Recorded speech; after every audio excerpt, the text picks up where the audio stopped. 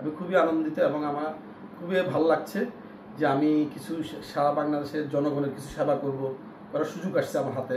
আমাকে এই দায়িত্ব দেওয়াতে আমি কাজগুলো করতে সুবিধা হবে আমার। এই জন্য আমি সত্যি নিজেকে খুব আনন্দিত বোধ মনে করছি এবং গর্বিত বোধ মনে করছি আর কি।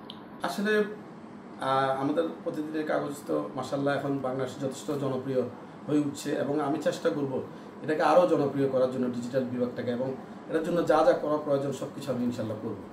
আর আমি চাচ্ছি যে আমাদের এই প্রতিদিনের কাগজ যেন বাংলাদেশের টপ 10-এর একটা পত্রিকা হিসাবে গড়ে তুলতে পারি, সেই প্রত্যাশা করছি আমি, সেই আশা করছি।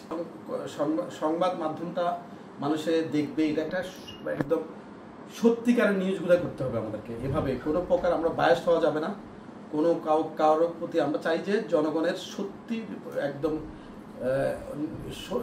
সঠিক নিউজটা আমরা ধরার চেষ্টা করবো। এটাই সবার কাছে অনুরোধ থাকবে সারা বাংলাদেশ সাংবাদিকদের, যাতে করে মানুষ আস্থা অর্জন করতে পারে। প্রতিটা লোক যেন, যারা সাংবাদিকতা করবে, যারা নিউজ করবে, এটার দিকে যেন নজর থাকে, যেন সত্য নিউজটাই তুলে ধরে।